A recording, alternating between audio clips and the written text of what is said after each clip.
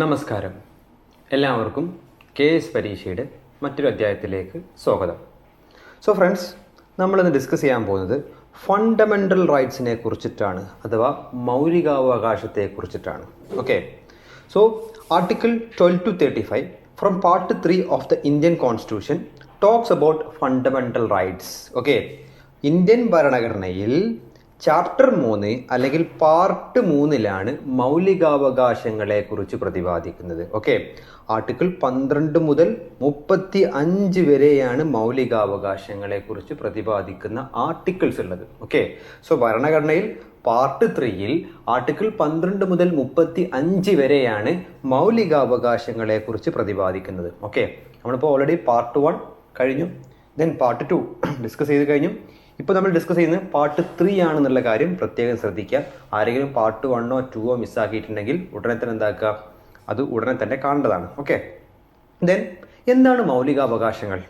The fundamental rights are the rights which are mentioned in the constitution and guaranteed by the constitution. Okay, എന്താണ് മൗലികാവകാശങ്ങൾ എന്ന് ചോദിച്ചാൽ ഭരണഘടനയിൽ mention ചെയ്യുന്നതും ഭരണഘടന തന്നെ ഗ്യാരണ്ടി കൊടുക്കുന്നതുമായിട്ടുള്ള അവകാശങ്ങളെയാണ് മൗലികാവകാശങ്ങൾ എന്ന് പറയുന്നത്. ഓക്കെ, സോ പ്രത്യേകം ഓർക്കണേ, ഭരണഘടനയിൽ മെൻഷൻ ചെയ്യുന്നതും ഭരണഘടന തന്നെ ഗ്യാരണ്ടി കൊടുക്കുന്നതുമായ അവകാശങ്ങളെയാണ് മൗലികാവകാശങ്ങൾ എന്ന് പറയുന്നത്. Okay, so there are different types of rights. Okay, പലതരത്തിലുള്ള അവകാശങ്ങളുണ്ട്. For example constitutional rights. Okay, constitutional rights ഉണ്ട്. അതേപോലെ തന്നെ സ്റ്റാറ്റ്യൂട്ടറി റൈറ്റ്സ് ഉണ്ട്. അതേപോലെ തന്നെ ഹ്യൂമൻ റൈറ്റ്സ് ഉണ്ട്. ഓക്കെ, ഹ്യൂമൻ റൈറ്റ്സ് ഉണ്ട്.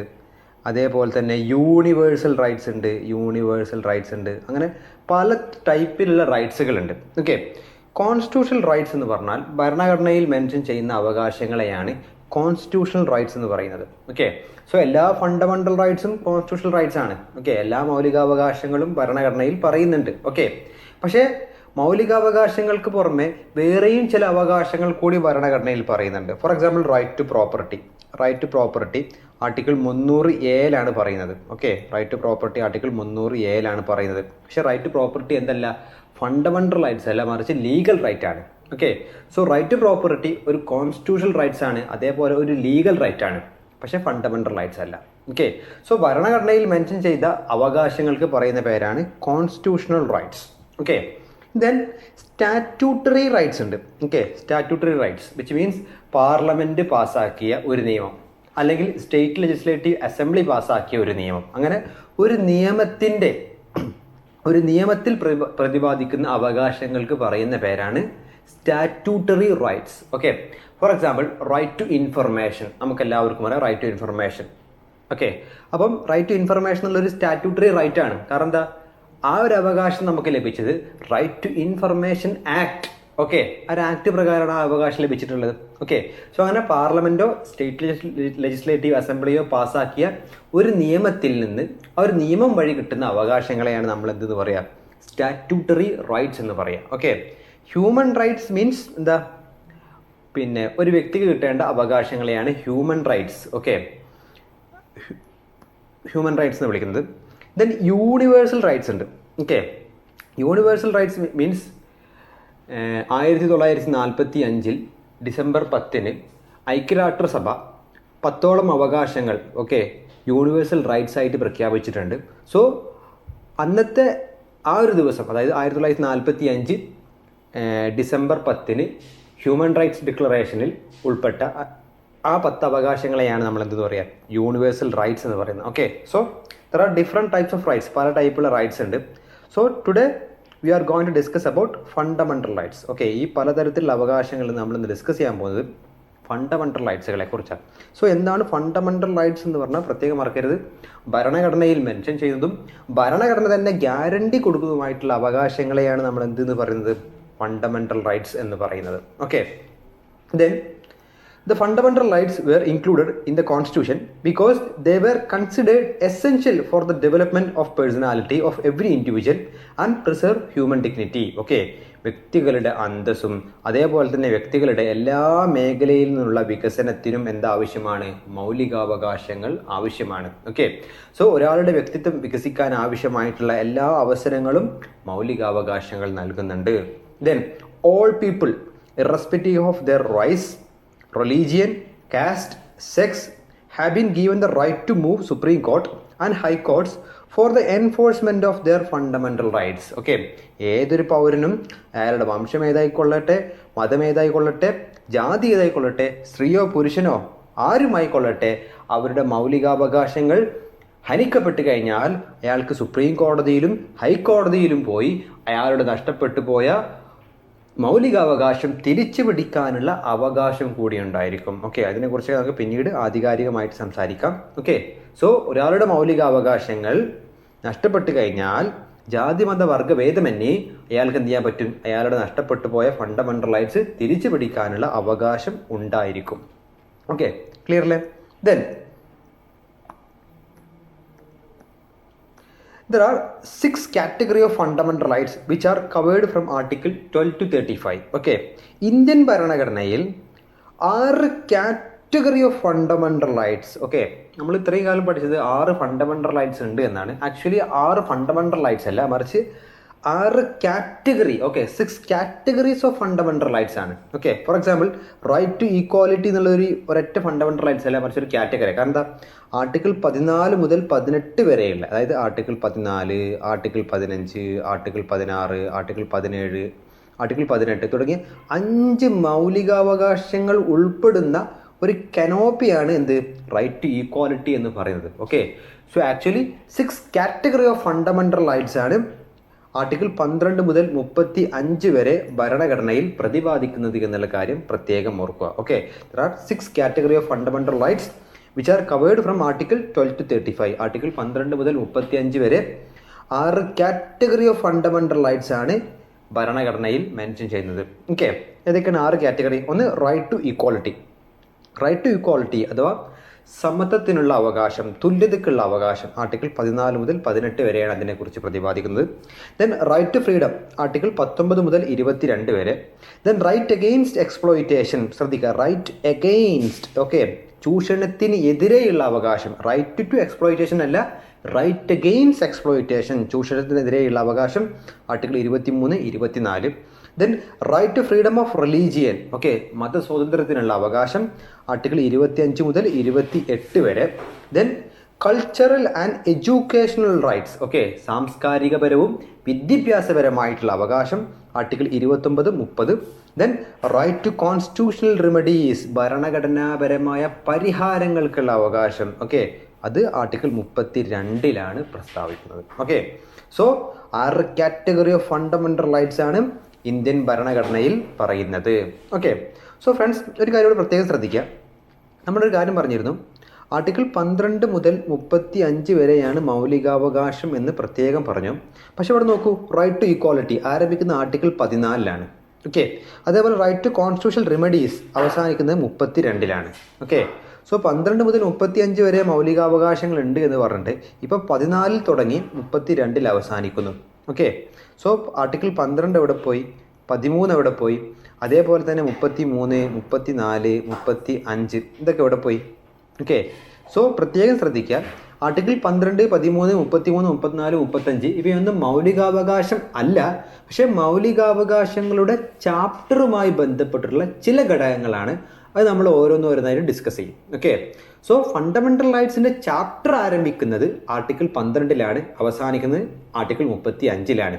പക്ഷെ മൗലികാവകാശങ്ങൾ ആരംഭിക്കുന്നത് ആർട്ടിക്കിൾ 14 മുതലാണ്, അവസാനിക്കുന്നത് ആർട്ടിക്കിൾ 32. അത് പ്രത്യേകം ശ്രദ്ധിക്കുക. Okay, so there R 6 category or 6 canopy of fundamental rights. Okay, 6 category of fundamental rights ആണ് ഇന്ത്യൻ ഭരണഘടനയിൽ പ്രസ്താവിക്കുന്നത് എന്ന് പ്രത്യേകം ശ്രദ്ധിക്കുക. ഓക്കെ, ദെൻ ഫീച്ചേഴ്സ്, മൗലികാവകാശങ്ങളുടെ കുറച്ച് ഫീച്ചേഴ്സ് പഠിക്കാം. ഓക്കെ, അത് കഴിഞ്ഞിട്ട് നമുക്ക് ഓരോരോ മൗലികാവകാശത്തിലേക്ക് ഇറങ്ങാം. സോ എന്തൊക്കെയാണ് ഫണ്ടമെന്റൽ റൈറ്റ്സിൻ്റെ features? They are Magna Carta of Indian constitution. Okay, Indian ഭരണഘടനയിലെ മാഗ്ന കാർട്ട എന്നറിയപ്പെടുന്നത് ഫണ്ടമെൻ്റൽ റൈറ്റ്സ് ആണ്. So what is Magna Carta? എന്താണ് മാഗ്ന കാർട്ട? അതായത് 1215 ബ്രിട്ടനിലെ ജനങ്ങൾ അന്നത്തെ രാജാവായിരുന്ന കിങ് ജോൺ രണ്ടാമനെ കൊണ്ട് നിർബന്ധിപ്പിച്ച് ഒപ്പുവെപ്പിക്കപ്പെട്ട ഒരു രേഖയുണ്ട്. ആ രേഖയ്ക്ക് പറയുന്ന പേരാണ് മാഗ്ന കാർട്ട. എന്താണ് ആ രേഖയിൽ പറയുന്നത്? മാഗ്ന കാർട്ട എന്ന് പറയുന്ന ആ ഒരു രേഖയിൽ പറയുന്ന കാര്യങ്ങൾ എന്താ?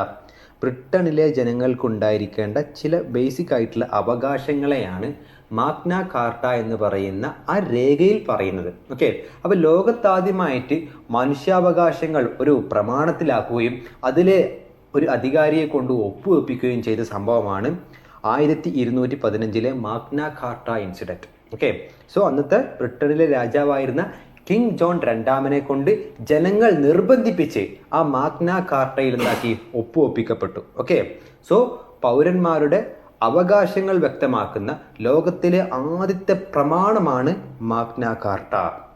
ഓക്കെ, അതേപോലെ ഇന്ത്യൻ ഭരണഘടന എന്ന് പറയുന്ന ആ നിയമപുസ്തകത്തിൽ പൗരന്മാർക്കുള്ള അവകാശങ്ങൾ പ്രഖ്യാപിക്കുന്ന അല്ലെങ്കിൽ വ്യക്തമാക്കുന്ന പാർട്ട് അല്ലെങ്കിൽ ചാപ്റ്ററാണ് ഫണ്ടമെൻ്റൽ റൈറ്റ്സ്. അതുകൊണ്ട് തന്നെ ഇന്ത്യൻ ഭരണഘടനയിലെ മാഗ്ന കാർട്ട എന്നറിയപ്പെടുന്നത് പാർട്ട് 3 അഥവാ ഫണ്ടമെൻ്റൽ റൈറ്റ്സ് ആണ് എന്നുള്ള കാര്യം പ്രത്യേകം ഓർക്കുക. Okay, next, they are guaranteed by the constitution.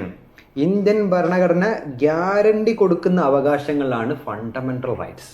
Okay, അതായത് ഏതെങ്കിലും ഒരു വ്യക്തിയുടെ ഫണ്ടമെൻ്റൽ റൈറ്റ്സ് നമ്മൾ പുറകെ പഠിക്കാൻ പോകുന്നുണ്ട്. ഓരോ വ്യക്തികൾക്കും ധാരാളം ഫണ്ടമെൻ്റൽ റൈറ്റ്സുകൾ ലഭിക്കും. ഓക്കെ, അങ്ങനെ ഏതെങ്കിലും ഒരു വ്യക്തിയുടെ ഫണ്ടമെൻ്റൽ റൈറ്റ്സ് ഇന്ത്യയിലെ ഏതെങ്കിലും ഒരു അതോറിറ്റി ഹനിക്കുകയാണ് എങ്കിൽ, ലംഘിക്കുകയാണ് എങ്കിൽ അതിനെ ചോദ്യം ചെയ്തുകൊണ്ട് കോടതിയിൽ പോയി തന്നെ നഷ്ടപ്പെട്ടു പോയ മൗലികാവകാശം തിരിച്ചു പിടിക്കാനുള്ള ഉപാധി ഫണ്ടമെൻ്റൽ റൈറ്റ്സിൻ്റെ ചാപ്റ്ററിൽ തന്നെ പറയുന്നുണ്ട്. ഓക്കെ, സോ കേവലം പ്രഖ്യാപിക്കുകയല്ല, മറിച്ച് ഏതെങ്കിലും ഒരു പൗരൻ്റെ മൗലികാവകാശങ്ങൾ ഹനിക്കപ്പെട്ട് കഴിഞ്ഞാൽ അത് തിരിച്ചു പിടിക്കാനുള്ള ഉപാധികളടക്കം ഇവിടെ പറയുന്നുണ്ട്, ഫണ്ടമെൻ്റൽ റൈറ്റ്സിൽ തന്നെ പറയുന്നുണ്ട്. അപ്പോൾ കേവലം പൗരന്മാരുടെ കുറേ അവകാശങ്ങൾ പ്രഖ്യാപിക്കുകയല്ല, ആ അവകാശങ്ങളിൽ ഏതെങ്കിലും ഒന്ന് നഷ്ടപ്പെട്ടു പോയാൽ ആ നഷ്ടപ്പെട്ടു പോയ മൗലികാവകാശം തിരിച്ചു പിടിക്കാനുള്ള ഉപാധികളടക്കം ഫണ്ടമെൻ്റൽ റൈറ്റ്സിൽ പറയുന്നുണ്ട്.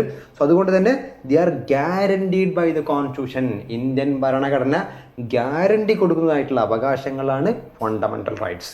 Then some of the fundamental rights are available to all citizens while the rest are for all persons, citizens or foreigners. Okay, അതായത് ചില മൗലിക അവകാശങ്ങൾ ഇന്ത്യൻ പൗരന്മാർക്ക് മാത്രമേ ലഭിക്കുകയുള്ളൂ. അതിനുവേണ്ടി ചില മൗലിക അവകാശങ്ങൾ ഇന്ത്യൻ പൗരന്മാർക്കും ലഭിക്കും, അതേപോലെ തന്നെ ഇന്ത്യയിൽ വന്ന വിദേശികൾക്കും ലഭിക്കും. ഓക്കെ, സോ നമ്മൾ പറഞ്ഞു ആർട്ടിക്കിൾ 14 മുതൽ ആർട്ടിക്കിൾ 32 വരെ ധാരാളം മൗലികാവകാശങ്ങൾ പറയുന്നുണ്ട്.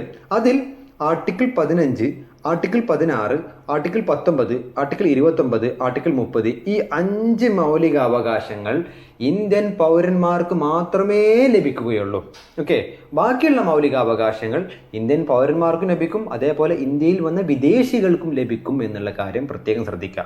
സോ ആർട്ടിക്കിൾ 15, 16, 19, 29, 30 ഈ 5 മൗലികാവകാശങ്ങൾ ഇന്ത്യൻ പൗരന്മാർക്ക് മാത്രമേ ലഭിക്കുകയുള്ളൂ എന്നുള്ള കാര്യം പ്രത്യേകം നോട്ട് ചെയ്യുക. ഓക്കെ, ഇതിന് അടുത്ത ഫീച്ചർ എന്താ? Fundamental rights are not absolute rights but qualified right. Okay, മൗലികാവകാശങ്ങൾ എന്ന് പറഞ്ഞു കഴിഞ്ഞാൽ അബ്സല്യൂട്ട് റൈറ്റ് അല്ല, മറിച്ച് ക്വാളിഫൈഡ് റൈറ്റ്സ് ആണ്. Okay, so what is absolute, what is qualified? Okay, മൗലികാവകാശങ്ങൾ അബ്സല്യൂട്ട് അല്ല, മറിച്ച് ക്വാളിഫൈഡ് ആണെന്നാണ് പറയുന്നത്. ഓക്കെ, അബ്സല്യൂട്ട് എന്ന് പറഞ്ഞാൽ അതിനർത്ഥം നോ ലിമിറ്റേഷൻസ് അഥവാ പരിധികളില്ലാത്തത് എന്നാണ്. ഓക്കെ, യാതൊരുവിധ പരിധികളും ഇല്ലാത്ത അവകാശം എന്നാണ് അബ്സല്യൂട്ട് റൈറ്റ്സിൻ്റെ അർത്ഥം. Okay, so fundamental rights absolute ആണോ? ഒരു പരിധിയും വെക്കാൻ പറ്റൂലേ? ഒന്ന് ചിന്തിച്ച് നോക്കൂ. ഇപ്പം ആർട്ടിക്കിൾ 19 പ്രകാരം ഒരു വ്യക്തിക്ക് ഇഷ്ടമുള്ളത് സംസാരിക്കാനും പ്രകടിപ്പിക്കാനുള്ള അവകാശമുണ്ട്. ഓക്കെ, അപ്പോൾ എനിക്ക് ഇഷ്ടമുള്ളത് സംസാരിക്കാം, അത് പ്രകടിപ്പിക്കാം എന്ന് കരുതി എനിക്ക് എന്തും സംസാരിക്കാൻ പറ്റുമോ? ഞാൻ സംസാരിച്ച് കഴിഞ്ഞാൽ ഇവിടെ ഒരു വർഗീയ കലാപം ഉണ്ടാവുമെങ്കിൽ എൻ്റെ സംസാരം നിയന്ത്രിക്കണ്ടേ? ഞാൻ മറ്റൊരു വ്യക്തിയെ അവഹേളിച്ചാണ് സംസാരിക്കുന്നത് എങ്കിൽ എൻ്റെ സംസാരത്തെ നിയന്ത്രിക്കണ്ടേ? ഓക്കെ, അപ്പം മൗലികാവകാശങ്ങൾ എന്ന് പറയുന്ന സാധനം അബ്സല്യൂട്ട് അല്ല, മറിച്ച് ക്വാളിഫൈഡ് ആണ്. അതായത് അബ്സല്യൂട്ട് എന്ന് പറഞ്ഞാൽ പരിധികളില്ലാത്തത് എന്നാണ്. ഒരു പരിധിയും വെക്കാൻ പാടില്ല. ഓക്കെ, അബ്സല്യൂട്ട് റൈറ്റ് ആണെങ്കിൽ എനിക്ക് എന്ത് സംസാരിക്കാം, ആരെയും അവഹേളിക്കാം, എൻ്റെ സംസാരം കൊണ്ട് വർഗീയ കലാപം ഉണ്ടെങ്കിൽ ഒരു കുഴപ്പമില്ല. ഓക്കെ, സോ അബ്സല്യൂട്ട് മീൻസ് യാതൊരുവിധ ലിമിറ്റേഷനും ഇല്ലാത്തത് എന്നാണ്. പക്ഷേ ഫണ്ടമെൻ്റൽ റൈറ്റ്സ് അബ്സല്യൂട്ട് അല്ല, വിച്ച് മീൻസ് പരിധികളില്ലാത്തതല്ല, മറിച്ച് എന്താണ്, ക്വാളിഫൈഡ് റൈറ്റ്സുകളാണ്. വിച്ച് മീൻസ് പാർലമെൻറ്റിന് വേണമെങ്കിൽ റീസണബിൾ ആയിട്ടുള്ള റെസ്ട്രിക്ഷൻസ് കൊണ്ടുവരാം. വിച്ച് മീൻസ് ഒരു പരിധി വരെ എൻജോയ് ചെയ്യാം, ആ പരിധിക്കപ്പുറത്ത് നിന്ന് എൻജോയ് ചെയ്യാൻ പറ്റൂല. അതായത് ഒരു ലക്ഷ്മണ രേഖയുണ്ട്, ആ ലക്ഷ്മണ രേഖക്കപ്പുറത്ത് നിന്ന് എൻജോയ് ചെയ്യാൻ പറ്റൂല. ഓക്കെ, സോ ക്വാളിഫൈഡ് മീൻസ് പാർലമെൻറ്റിന് വേണമെങ്കിൽ റീസണബിൾ ആയിട്ടുള്ള റെസ്ട്രിക്ഷൻസ് കൊണ്ടുവരാൻ കഴിയും. Okay, so fundamental rights absolute അല്ല. അതായത് ഫണ്ടമെൻ്റൽ റൈറ്റ്സിന് പരിമിതികളുണ്ട്, ഒരു പരിധിക്കകത്തു നിന്നുകൊണ്ട് എൻജോയ് ചെയ്യാനേ പറ്റുള്ളൂ. ഫണ്ടമെൻ്റൽ റൈറ്റ്സ് അബ്സല്യൂട്ട് അല്ല, മറിച്ച് ക്വാളിഫൈഡ് ആണ്. ക്വാളിഫൈഡ് മീൻസ് പാർലമെൻറ്റിന് റീസണബിൾ ആയിട്ടുള്ള റെസ്ട്രിക്ഷൻസ് കൊണ്ടുവരാൻ കഴിയും. ഓക്കെ, സോ നമ്മൾ ഓരോ ഫണ്ടമെൻ്റൽ റൈറ്റ്സും അതിൻ്റെ റെസ്ട്രിക്ഷൻസും ഡിസ്കസ് ചെയ്യുന്നതായിരിക്കും. സോ അപ്പോൾ പഠിക്കാം. അപ്പം ഇത്ര മാത്രം മനസ്സിലാക്കാം, ഫണ്ടമെൻ്റൽ റൈറ്റ്സ് അബ്സല്യൂട്ട് അല്ല, മറിച്ച് എന്താണ്, ക്വാളിഫൈഡ് ആണ് എന്നുള്ള കാര്യം പ്രത്യേകം ശ്രദ്ധിക്കാം. Okay, then they are justiciable, implying they are enforceable by the courts. Okay, fundamental rights justiciable ആണ്. ഓക്കെ, അതായത് നമ്മുടെ ഭരണഘടനയുടെ ചില ഭാഗങ്ങൾ ജസ്റ്റീഷ്യബിൾ റൈറ്റ്സ് ആണ്, ചില ഭാഗങ്ങൾ നോൺ ജസ്റ്റീഷ്യബിൾ ആണ്. ഓക്കെ, ജസ്റ്റീഷ്യബിൾ മീൻസ് കോടതികൾക്ക് ഇൻ്റർഫിയർ ചെയ്യാൻ പറ്റിയ മേഖല. നോൺ ജസ്റ്റീഷ്യബിൾ മീൻസ് കോടതികൾക്ക് ഇൻ്റർഫിയർ ചെയ്യാൻ കഴിയാത്ത മേഖല. ഓക്കെ, അപ്പം മൗലികാവകാശങ്ങൾ നമ്മൾ നേരത്തെ തന്നെ പറഞ്ഞിരുന്നു, വയലേറ്റ് ചെയ്യപ്പെട്ട് കഴിഞ്ഞാൽ പൗരന് അതിനെ ചോദ്യം ചെയ്തുകൊണ്ട് കോടതിയിൽ പോവാം. കോടതി എന്ത് ചെയ്യും, അയാളുടെ നഷ്ടപ്പെട്ടു പോയ ഫണ്ടമെൻ്റൽ റൈറ്റ്സ് തിരിച്ചു കൊടുക്കും. ഓക്കെ, സോ ഫണ്ടമെൻ്റൽ റൈറ്റ്സിൽ കോടതികൾക്ക് എന്ത് ചെയ്യാൻ പറ്റും, ഇൻ്റർഫിയർ ചെയ്യാൻ പറ്റും. ഓക്കെ, സോ ഭരണഘടനയുടെ ജസ്റ്റീഷ്യബിൾ പാർട്ടാണ് എന്ത്, fundamental rights, which means the court can interfere in it. Okay, then ഭരണഘടനയുടെ ചില ഭാഗങ്ങളുണ്ട്, for example fundamental duties, DPSP. Okay, ഇത്തരം സംഭവങ്ങളൊക്കെ എന്താണ്, നോൺ ജസ്റ്റീഷ്യബിൾ പാർട്ടാണ്, വിച്ച് മീൻസ് കോടതികൾക്ക് ഇടപെടാൻ കഴിയാത്ത മേഖലയാണ്. ഓക്കെ, സോ നമ്മൾ ഫണ്ടമെൻ്റൽ റൈറ്റ്സും DPSPയും എടുക്കുന്ന സമയത്ത് അതിനെക്കുറിച്ച് ആധികാരികമായി ചർച്ച ചെയ്യാം. ഓക്കെ, സോ ഇപ്പോൾ ഇത്ര മാത്രം മനസ്സിലാക്കുക, ഭരണഘടനയുടെ ജസ്റ്റീഷ്യബിൾ പാർട്സ് ആണ് എന്ത്, ഫണ്ടമെൻ്റൽ റൈറ്റ്സ്, വിച്ച് മീൻസ് മൗലികാവകാശങ്ങളിൽ ആർക്ക് ഇടപെടാൻ കഴിയും, കോടതികൾക്ക് ഇടപെടാൻ കഴിയും എന്നുള്ള കാര്യം പ്രത്യേകം ശ്രദ്ധിക്കാം. ഓക്കെ, നമുക്ക് മുന്നോട്ട് പോകാം. Next feature, the fundamental rights can be amended by the parliament by a constitutional amendment, but only if the amendment does not alter the basic structure of the constitution. Okay, മൗലികാവകാശങ്ങൾ അമെൻമെന്റ് ചെയ്യാനുള്ള അധികാരം ആർക്കുണ്ട്, പാർലമെന്റിനുണ്ട്. Okay, പാർലമെന്റിന് മാത്രമേ മൗലികാവകാശങ്ങളിൽ മാറ്റം കൊണ്ടുവരാൻ കഴിയുകയുള്ളൂ. അതായത് state legislative അസംബ്ലികൾക്കൊന്നും എന്തിനുള്ള അധികാരമില്ല, മൗലികാവകാശങ്ങൾ തിരുത്താനുള്ള അധികാരമില്ല. ഓക്കെ, പാർലമെന്റിന് മാത്രമേ എന്തിനുള്ള അധികാരമുള്ളൂ, ഫണ്ടമെൻ്റൽ റൈറ്റ്സിൽ ഭേദഗതികൾ കൊണ്ടുവരാനുള്ള അധികാരമുള്ളൂ. ഓക്കെ, അവിടെ ഒരു ലിമിറ്റേഷൻസ് ഉണ്ട്, ബട്ട് ഓൺലി ഇഫ് ദ അമെൻമെന്റ് does not alter the basic structure of the constitution. ഭരണഘടനയുടെ ബേസിക് സ്ട്രക്ചർ അല്ലെങ്കിൽ ബേസിക് സ്ട്രക്ചറിനെ ബാധിക്കാത്ത രൂപത്തിലായിരിക്കണം അമെൻമെന്റ്. ഓക്കെ, സോ സുപ്രീം കോടതിക്ക് വേണമെങ്കിൽ എന്ത് ചെയ്യാൻ പറ്റും, ആ ഒരു അമെൻമെന്റിനെ റദ്ദ് ചെയ്യാനുള്ള അധികാരമുണ്ട്. അതായത് പാർലമെന്റിനാണ് ഭരണഘടന ഭേദഗതി ചെയ്യാനുള്ള അധികാരം. ഓക്കെ, അതുവഴി ഫണ്ടമെന്റൽ റൈറ്റ്സിൽ മാറ്റങ്ങൾ കൊണ്ടുവരാനുള്ള അധികാരവും പാർലമെന്റിനാണ്. ഓക്കെ, സോ പാർലമെന്റ് ഫണ്ടമെന്റൽ റൈറ്റ്സിൽ മാറ്റങ്ങൾ കൊണ്ടുവരികയാണ് എങ്കിൽ അതെന്താവാൻ പാടില്ല, ഭരണഘടനയുടെ ബേസിക് സ്ട്രക്ചറിനെ ബാധിക്കാൻ പാടില്ല. ഓക്കെ, സോ എന്താണ് ബേസിക് സ്ട്രക്ചർ എന്ന് പറഞ്ഞാൽ, നമ്മുടെ ഭരണഘടനയിൽ ഒരു കാരണവശാലും ഒഴിവാക്കാൻ കഴിയാത്ത ചില എലമെന്റ്സുകളുണ്ട്. ഓക്കെ, എന്ന് പറഞ്ഞാൽ നമ്മുടെ ഭരണഘടന സ്ഥാപിച്ച ചില അടിസ്ഥാന മൂല്യങ്ങൾ, അടിസ്ഥാന ആശയങ്ങൾ, അടിസ്ഥാന പ്രമാണങ്ങളുണ്ട്. ഓക്കെ, ഫോർ എക്സാമ്പിൾ ഇന്ത്യൻ ഭരണഘടനയുടെ ഒരു ഫീച്ചറാണ് സെക്കുലറിസം. ഈ സെക്കുലറിസം എന്ന് പറയുന്ന സാധനം ഇന്ത്യൻ ഭരണഘടനയുടെ ബേസിക് സ്ട്രക്ചറാണ്. കാരണം എന്താ, ഈ സെക്കുലറിസം എന്ന് പറയുന്ന സാധനം പോയി കഴിഞ്ഞാൽ ഇന്ത്യൻ ഭരണഘടനയുടെ അടിത്തറ പോയി. ഓക്കെ, സോ അങ്ങനെ നമ്മുടെ ഭരണഘടനയുടെ അടിത്തറ വ്യക്തമാക്കുന്ന അല്ലെങ്കിൽ നമ്മുടെ ഭരണഘടന ഉണ്ടാക്കിയ ചില അടിസ്ഥാന പ്രമാണങ്ങളുണ്ട്. ഓക്കെ, ആ അടിസ്ഥാന പ്രമാണങ്ങളെ മാറ്റം വരുത്താത്ത രൂപത്തിൽ മൗലികാവകാശങ്ങളിൽ മാറ്റം കൊണ്ടുവരാം. No problem. ഓക്കെ, സോ ഭരണഘടനയുടെ ബേസിക് സ്ട്രക്ചറിനെ ബാധിക്കാത്ത രൂപത്തിൽ ഫണ്ടമെന്റൽ റൈറ്റ്സിൽ മാറ്റങ്ങൾ കൊണ്ടുവരാനുള്ള അധികാരം ആർക്കുണ്ട്? പാർലമെന്റിനുണ്ട്. ഓക്കെ, ഈ ബേസിക് സ്ട്രക്ചറിനെ കുറിച്ചൊക്കെ നമുക്ക് ആധികാരികമായി ഇനിയും ഡിസ്കസ് ചെയ്യാനുണ്ട്, പുറകെ വരുന്നുണ്ട്, ആരും ടെൻഷൻ അടിക്കണ്ട. ഓക്കെ, സോ നമുക്ക് മുന്നോട്ട് പോകാം. Then the fundamental rights can be suspended during A national emergency but the rights guaranteed under article 20 and 21 cannot be suspended. Okay, ദേശീയ അടിയന്തരാവസ്ഥ പ്രഖ്യാപിച്ചു കഴിഞ്ഞാൽ പ്രസിഡന്റിന് വേണമെങ്കിൽ ആർട്ടിക്കിൾ 359 പ്രകാരം മൗലികാവകാശങ്ങൾ എന്താക്കാം? സസ്പെൻഡ് ചെയ്യാനുള്ള അധികാരമുണ്ട്.